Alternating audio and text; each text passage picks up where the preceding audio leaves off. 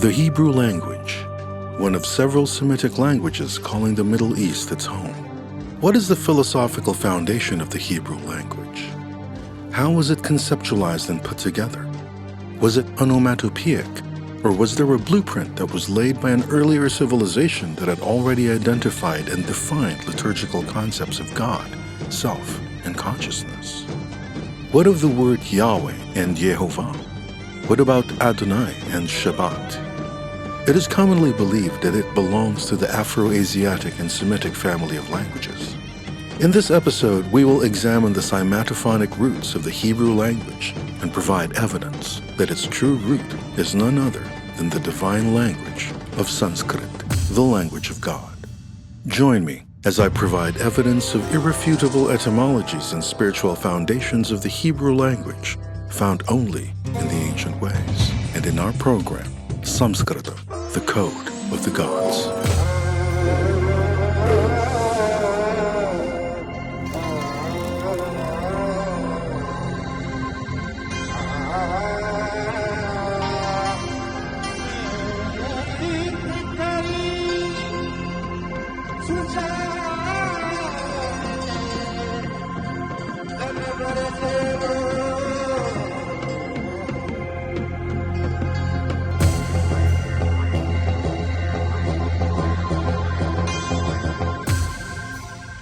When were the major languages established? To provide a perspective, let's take a look at this timeline, from the newest to the oldest.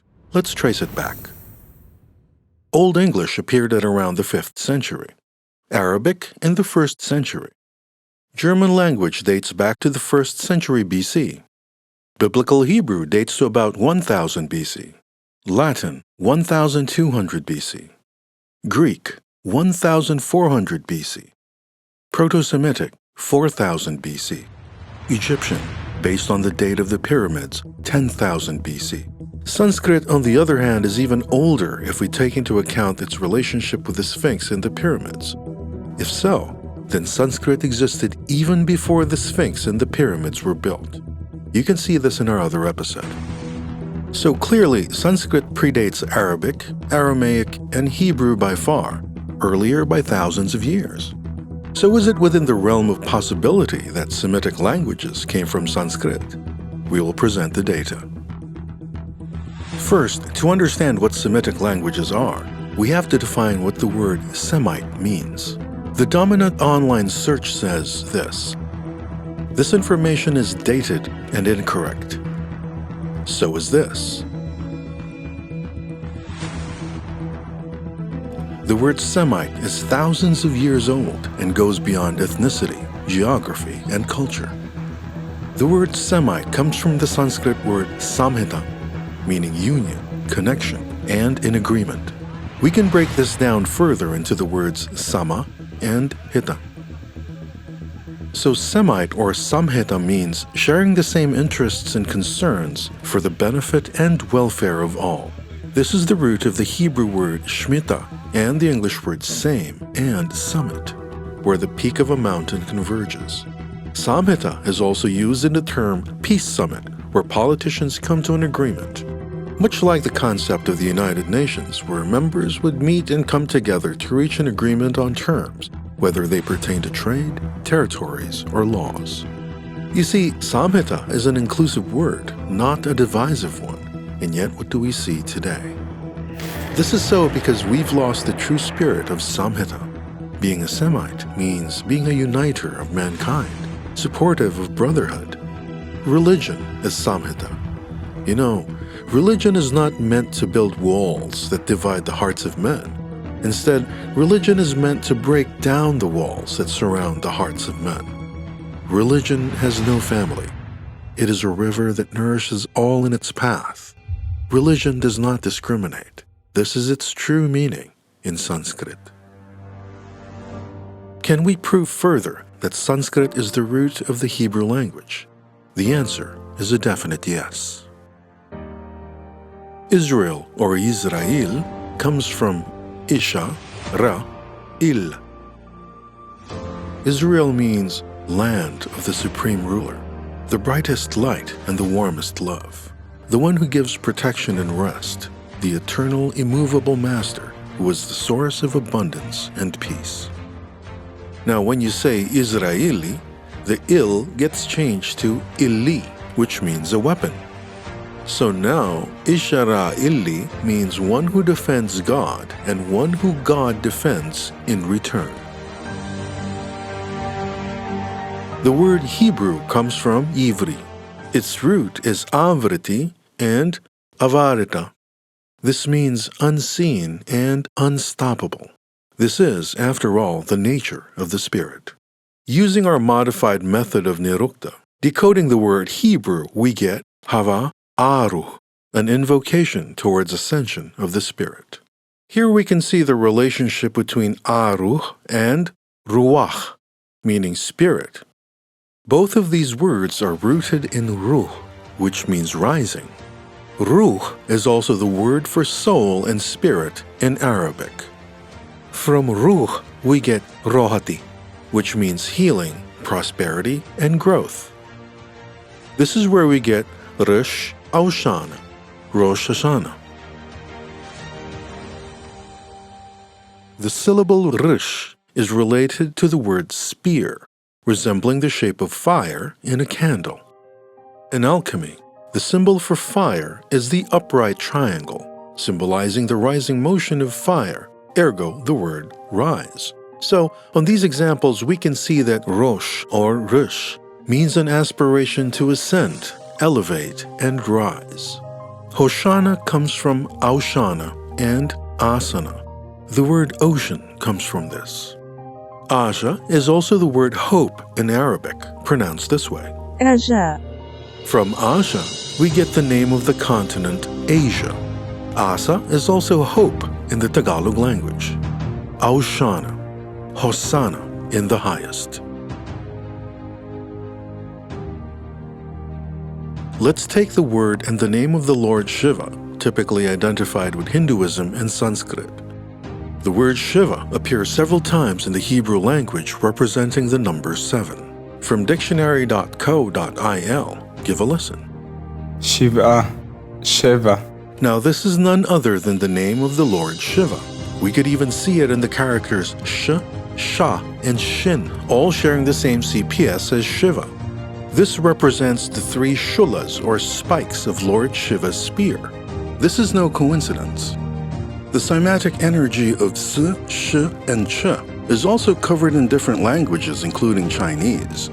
The word for the number 7 is Qi, while Shin is the word for spirit, same as the Hebrew Shin. So if you notice, all these words denote the wish to be given the power to find lasting peace, including the number 6, or 6, which originate from Shesh.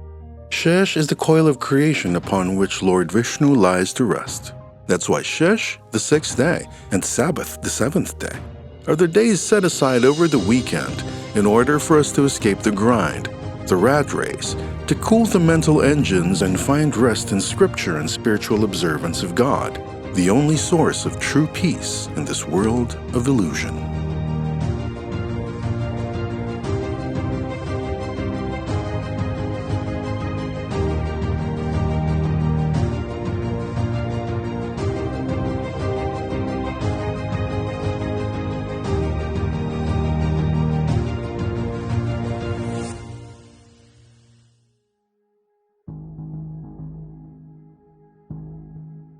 Why is Shiva, Shiva, and Shiva 7? 7 pertains to the 7 chakras or energy centers of the body. In other words, the structure of the human operating system and the architecture of light and sound.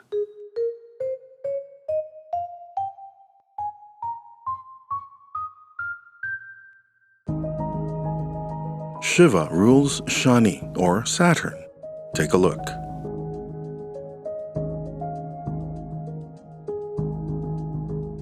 Seven is the structure of all vibrations. There are also 7 holes in your skull, the receivers of stimuli, information, sensations, pleasure, beauty, and lustful indulgences. What else is 7? Kriya, in Jewish custom, is tearing a piece of clothing symbolizing grief. Kriya is from Kriya. which is a form of yoga.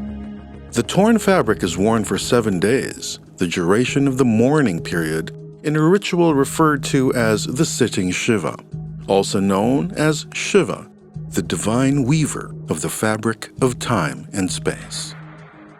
The first word in the Torah is Bereshit, in the beginning. Its root is Sanskrit, parachita, meaning accumulated, filled with, and manifested.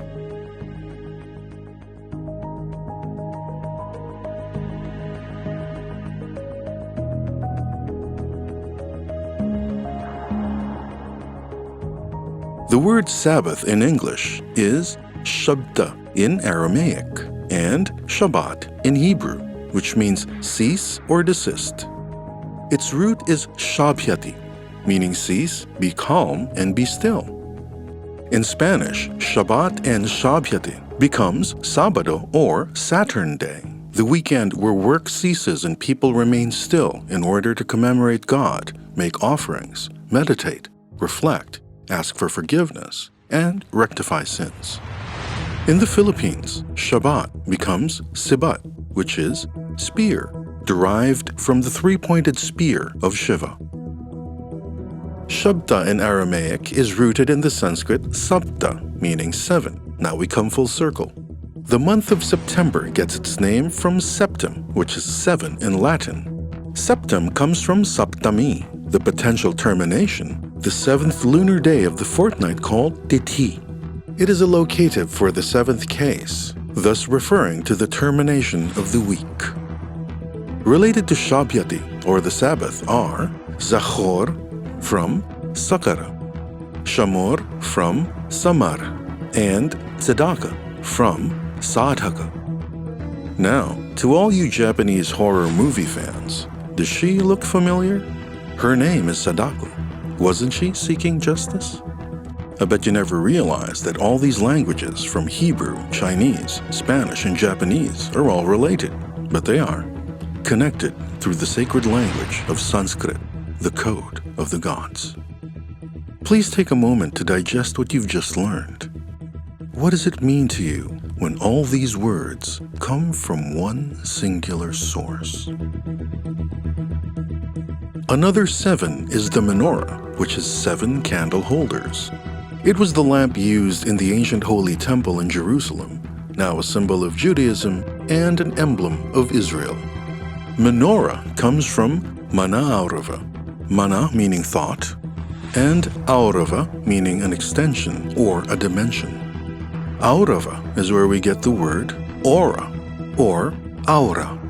Related is the Chanukiah, or the Chanukah menorah, which has 9 candlesticks equated to the Navagraha, the 9 heavenly bodies and deities that influence human life on earth, according to Hinduism and Hindu astrology. Chanukiah and Chanukah come from Hanukkah, meaning killing. Its root is Hanu, meaning a particular part of a spearhead, representing the flame of a candle which pierces the darkness to provide clarity and illumination. Fixing one's gaze on a candle makes the person realize the transition where fire rises up and disappears, much like the voyage of the human spirit as it leaves the body. This practice is still carried on by countless religions and philosophies, from the Jews, the Zoroastrians, Sufis, Christians, Buddhists, to the Rosicrucians, and many more. If you've seen our presentation regarding the Sphinx of Giza, you will no doubt appreciate the significance of the spear and its similarity to a candle, reminding us of death and illumination. So the menorah and the Chanukiah are tools of mental focus, a constant reminder that the only certainty in this physical realm is physical death. The menorah, being an extension of thought into the spiritual dimension, provides comfort in knowing that the spirit transcends death. Therefore, great attention must be placed into cultivating the spiritual path. It is also worth noting that the word Hanu is found in the name Hanuman, who was the 11th avatar of Lord Shiva, and the spearhead of Lord Rama's army in the battle against injustice and oppression. Another word that contains Shiva is Yeshiva.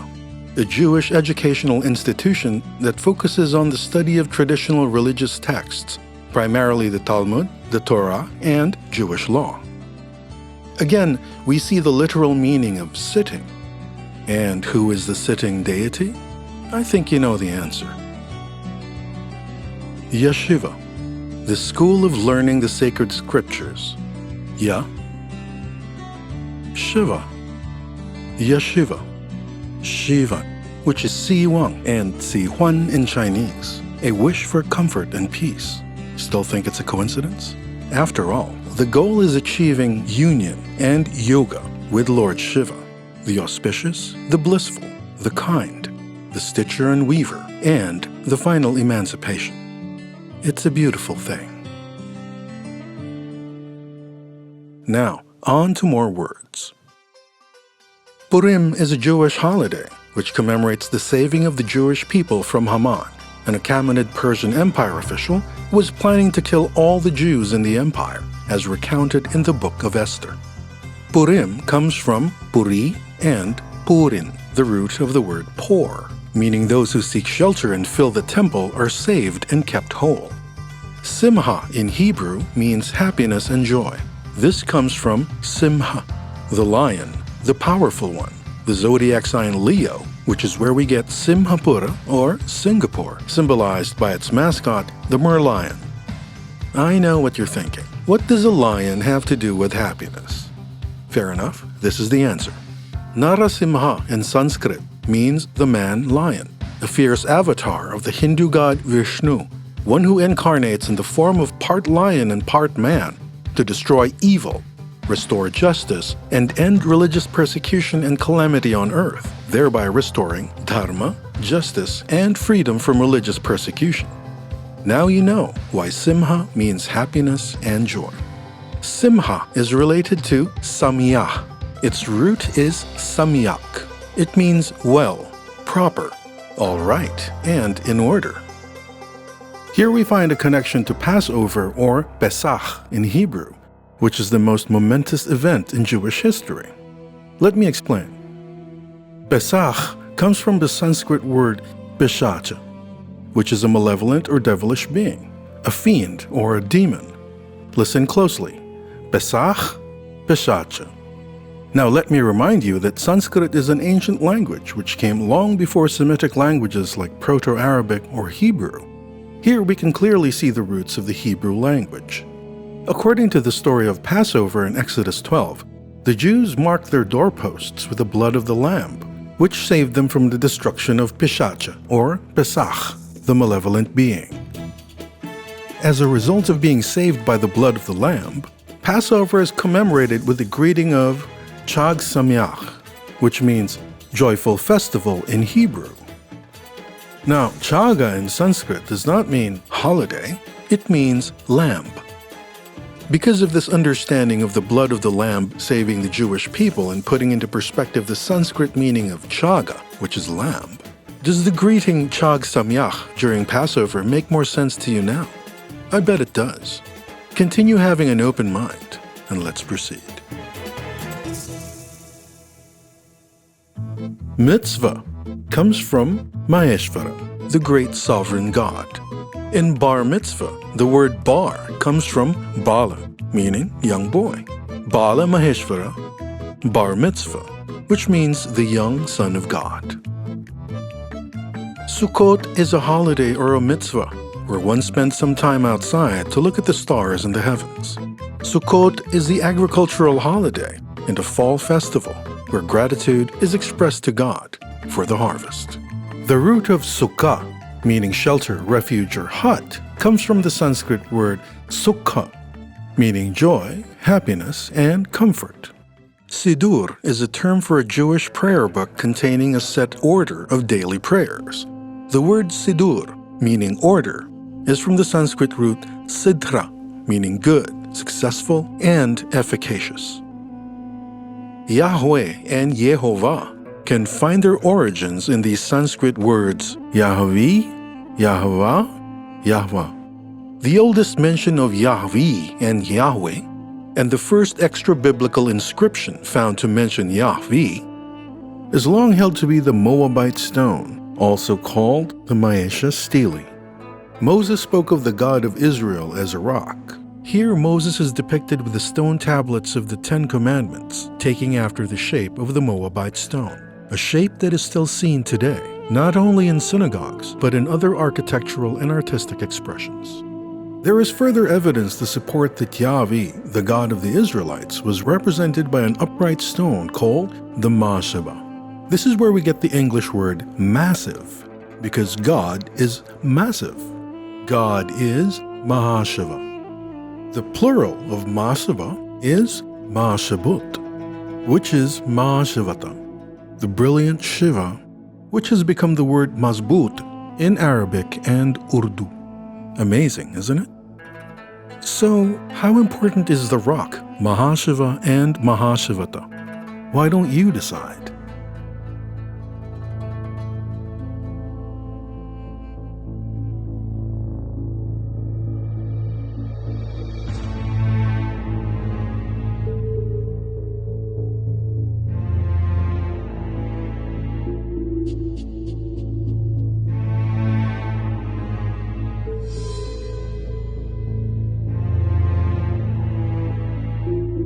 David also says, "The Lord is my rock, my fortress."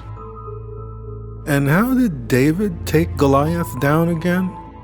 Oh yeah, that's right. The stone, the rock. Makes sense, doesn't it? I invite you to watch our episode, Decoding the Real Jesus Christ of Nazareth, to gain more insights into the rock.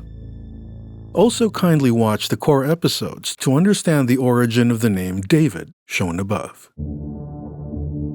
Adon or Adonai is Aduna or Aduna, the unafflicted, unshaken, undisturbed, imperishable Most High, undisturbed and steady like a rock. This is parallel to Atum in ancient Egyptian religion, one of the manifestations of the Son and Creator God, and the root of the word atom. Abraham, known as the first Jew, is Abraham. Abra means the atmosphere, the sky, the clouds, and the heavens. The second part, aham, means I am, which is what we use in English today. Aham, I am. So Abraham means I am of the sky, I am of the heavens, I am an image of God.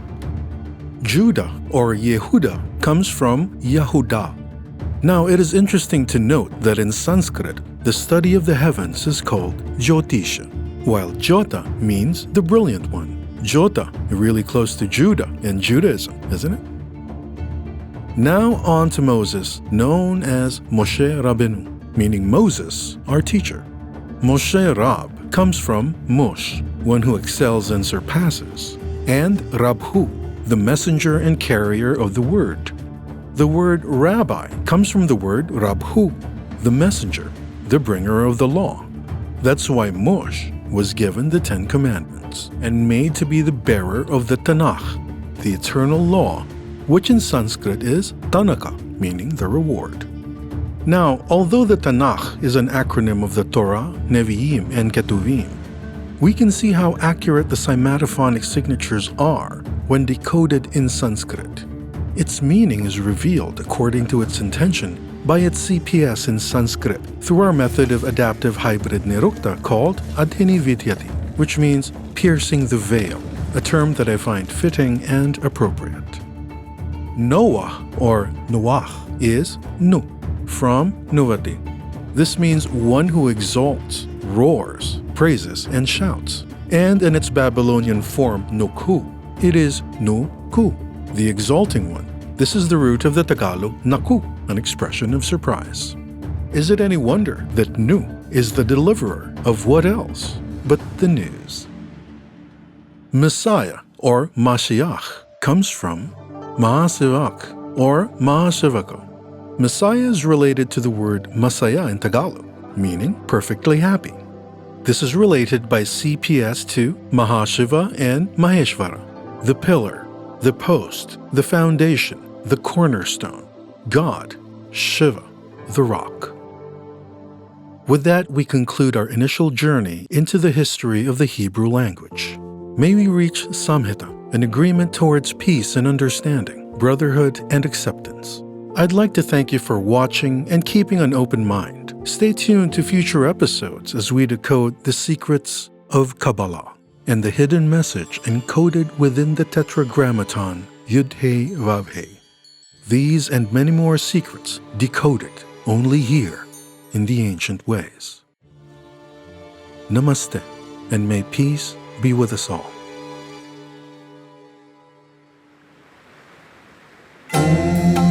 Asatoma Satgamaya Tamasoma Jyotirgamaya Mrityurma Amritam Gamaya